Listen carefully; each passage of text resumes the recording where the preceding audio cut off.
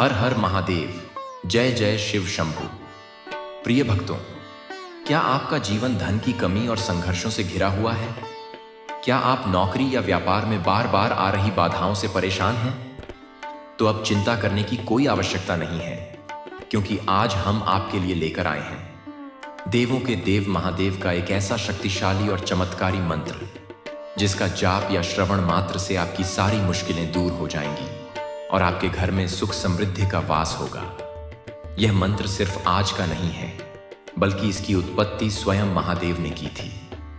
पौराणिक कथाओं के अनुसार सबसे पहले भगवान शिव ने अपने 5 मुखों से नमः शिवाय मंत्र का उच्चारण किया था और इसे भगवान ब्रह्मा को प्रदान किया था।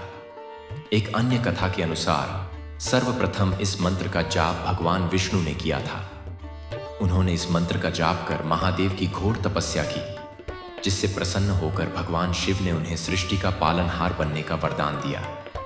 इस प्रकार यह मंत्र न केवल मोक्ष का मार्ग दिखाता है, बल्कि सांसारिक सुख और सफलता भी प्रदान करता है।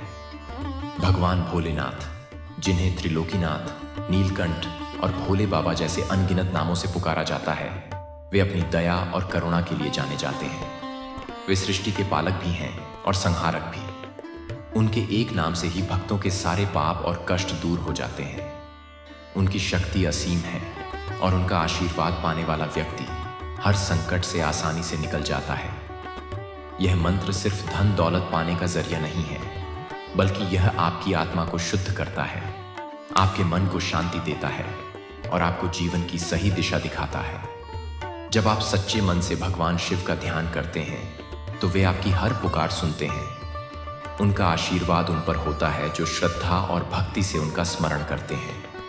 तो आइए पूरी श्रद्धा और भक्ति के साथ इस दिव्य और शक्तिशाली मंत्र का 108 बार जाप करें। इस जाप से आपके जीवन में सकारात्मकता आएगी, सभी कष्टों का नाश होगा और महादेव की कृपा से आपका जीवन खुशियों और धन धान्य से भर जाएगा। ॐ त्र्यम्बकं यजामहे सुगन्धिं पुष्टिवर्धनम् उर्वारुकमिव बन्धनान् मृत्योर्मोक्षीयमामृतात्। ॐ त्र्यम्बकं यजामहे सुगन्धिं पुष्टिवर्धनम् उर्वारुकमिव बन्धनान् मृत्योर्मोक्षीयमामृतात्। ॐ त्र्यम्बकं यजामहे सुगन्धिं पुष्टिवर्धनम् उर्वारुकमिव बन्धनान् मृत्योर्मोक्षीयमामृतात्। ॐ त्र्यम्बकं यजामहे सुगन्धिं पुष्टिवर्धनम् उर्वारुकमिव बन्धनान् मृत्योर्मोक्षीयमामृतात्। ॐ त्र्यम्बकं यजामहे सुगन्धिं पुष्टिवर्धनम् उर्वारुकमिव बन्धनान् मृत्योर्मोक्षीयमामृतात्।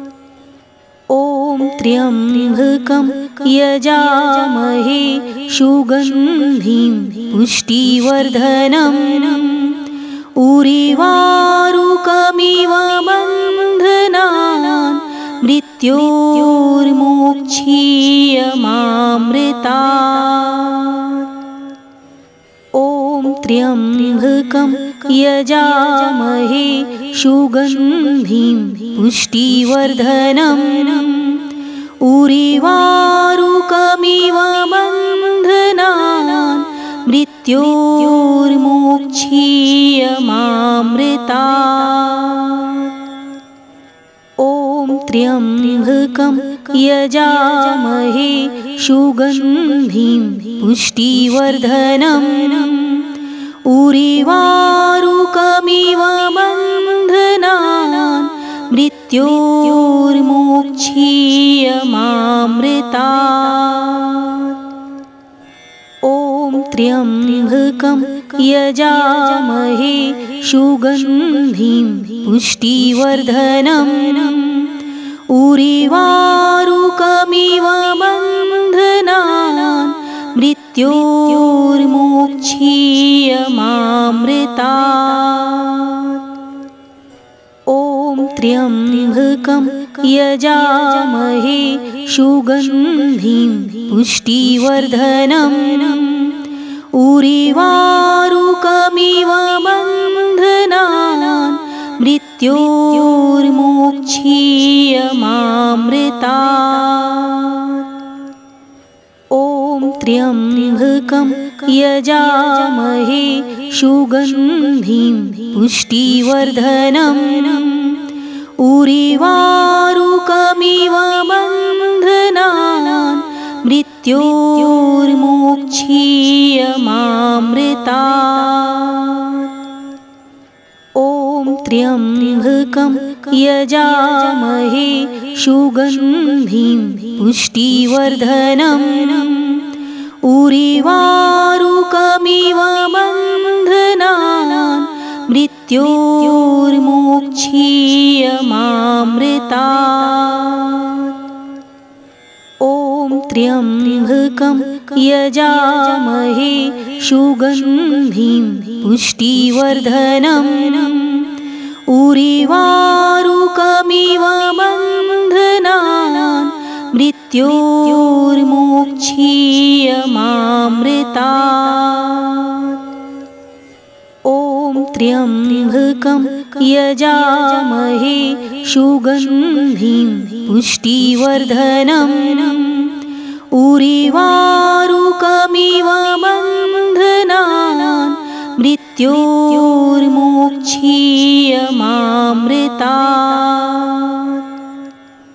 ॐ त्र्यम्बकं यजामहे सुगन्धिं पुष्टिवर्धनम् उर्वारुकमिव बन्धनान् मृत्योर्मोक्षीयमामृतात्। ॐ त्र्यम्बकं यजामहे सुगन्धिं पुष्टिवर्धनम् उर्वारुकमिव बन्धनान् मृत्योर्मोक्षीयमामृतात्। ॐ त्र्यम्बकं यजामहे सुगन्धिं पुष्टिवर्धनम् उर्वारुकमिव बन्धनान् मृत्योर्मोक्षीयमामृतात्। ॐ त्र्यम्बकं यजामहे सुगन्धिं पुष्टिवर्धनम् उर्वारुकमिव बन्धनान् मृत्योर्मोक्षीयमामृतात्।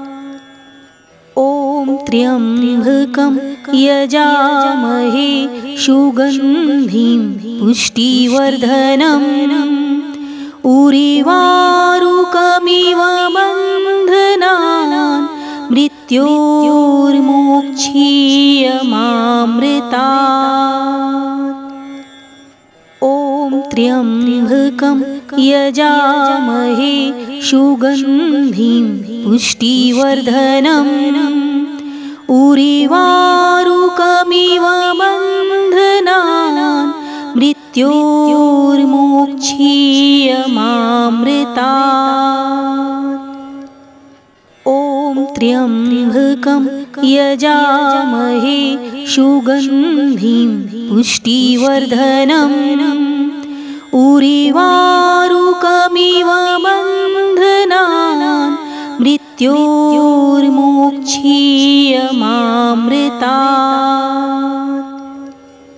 ॐ त्र्यम्बकं यजामहे सुगन्धिं पुष्टिवर्धनम् उर्वारुकमिव बन्धनान् मृत्योर्मोक्षीयमामृतात्।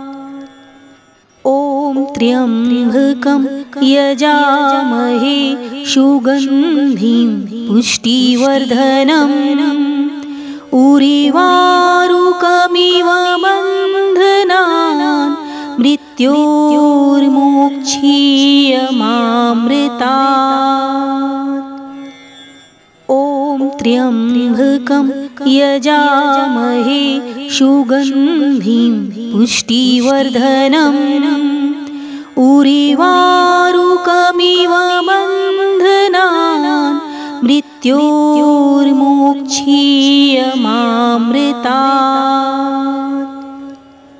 ॐ त्र्यम्बकं यजामहे सुगन्धिं पुष्टिवर्धनम् उर्वारुकमिव बन्धनान् मृत्योर्मोक्षीयमामृतात्। ॐ त्र्यम्बकं यजामहे सुगन्धिं पुष्टिवर्धनम् उर्वारुकमिव बन्धनान् मृत्योर्मोक्षीयमामृतात्।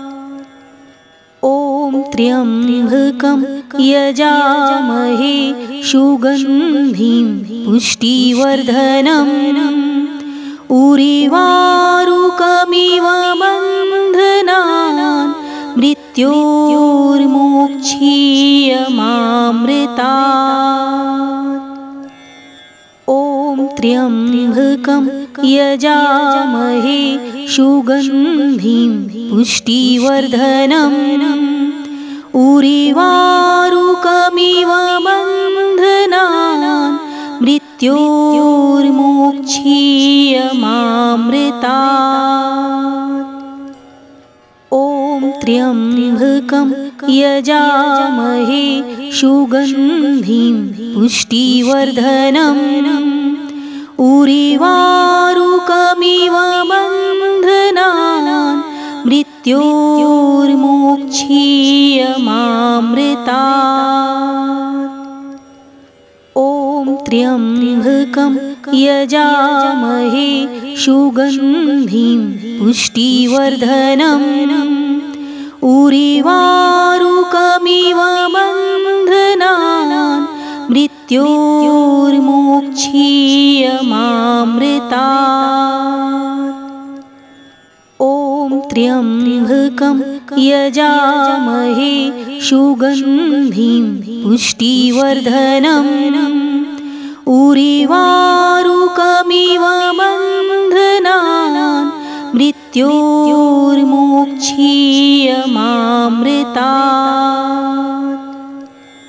ॐ त्र्यम्बकं यजामहे सुगन्धिं पुष्टिवर्धनम् उर्वारुकमिव बन्धनान् मृत्योर्मोक्षीयमामृतात्।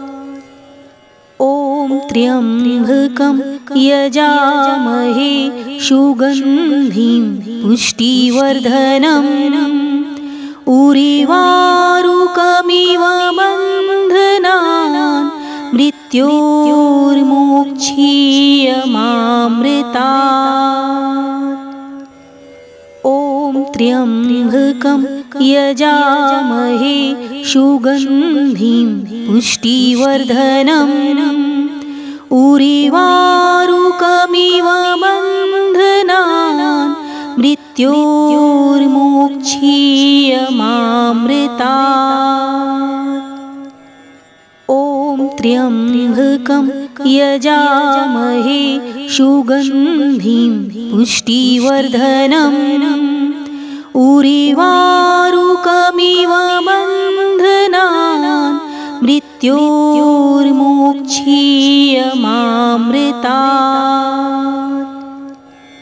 ॐ त्र्यम्बकं यजामहे सुगन्धिं पुष्टिवर्धनम् उरिवारुकमिव बन्धनान् मृत्योर्मोक्षीयमामृतात्।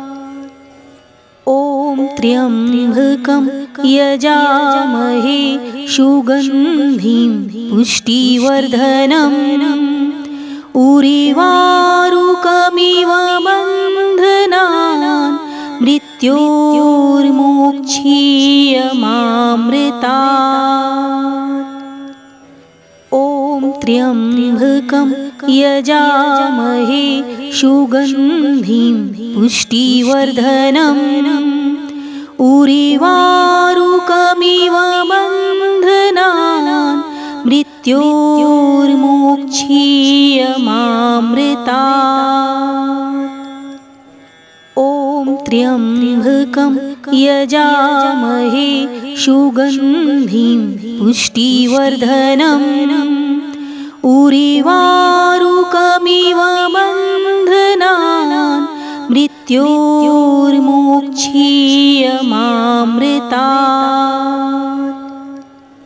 ॐ त्र्यम्बकं यजामहे सुगन्धिं पुष्टिवर्धनम् उरिवारुकमिव बन्धनान् मृत्योर्मोक्षीयमामृतात्। ॐ त्र्यम्बकं यजामहे सुगन्धिं पुष्टिवर्धनम् उरिवारुकमिव बन्धनान् मृत्योर्मोक्षीयमामृतात्। ॐ त्र्यम्बकं यजामहे सुगन्धिं पुष्टिवर्धनम् उरिवारुकमिव बन्धनान् मृत्योर्मोक्षीयमामृतात्। ॐ त्र्यम्बकं यजामहे सुगन्धिं पुष्टिवर्धनम् उरिवारुकमिव बन्धनान् मृत्योर्मोक्षीयमामृतात्। ॐ त्र्यम्बकं यजामहे सुगन्धिं पुष्टिवर्धनम् उरिवारुकमिव बन्धनान् मृत्योर्मोक्षीयमामृतात्। ॐ त्र्यम्बकं यजामहे सुगन्धिं पुष्टिवर्धनम् उरिवारुकमिव बन्धनान् मृत्योर्मोक्षीयमामृतात्। ॐ त्र्यम्बकं यजामहे सुगन्धिं पुष्टिवर्धनम् उरिवारुकमिव बन्धनान् मृत्योर्मोक्षीयमामृतात्। ॐ त्र्यम्बकं यजामहे सुगन्धिं पुष्टिवर्धनम् उरिवारुकमिव बन्धनान् मृत्योर्मोक्षीयमामृतात्। ॐ त्र्यम्बकं यजामहे सुगन्धिं पुष्टिवर्धनम् उरिवारुकमिव बन्धनान् मृत्योर्मोक्षीयमामृतात्।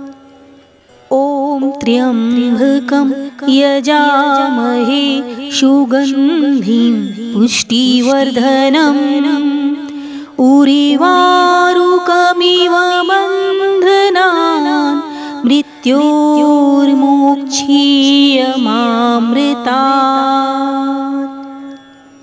ॐ त्र्यम्बकं यजामहे सुगन्धिं पुष्टिवर्धनम् उर्वारुकमिव बन्धनान् मृत्योर्मोक्षीयमामृतात्।